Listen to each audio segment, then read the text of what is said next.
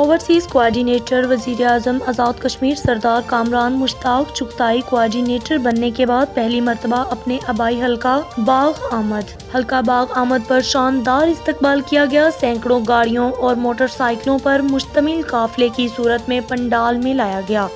वज़ीर जंगलात आज़ाद हुकूमत रियासत जम्मू और कश्मीर सरदार मीर अकबर खान की क़यादत में मुस्लिम लीग नून यूथ विंग MSFN के कारकुनान और आवाम इलाका बाग आज़ाद कश्मीर ने तारीखी इस्तकबाल किया।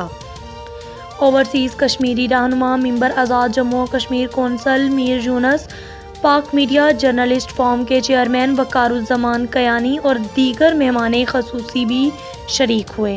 तकरीब के इख्तिताम में वज़ीर आज़म आज़ाद कश्मीर के ओवरसीज़ कोऑर्डिनेटर्स सरदार कामरान मुश्ताक ने अमान में सफ़ीर पाकिस्तान का ख़ुसूसी ताआवुन और तमाम मेहमानों का शिरकत पर शुक्रिया अदा किया।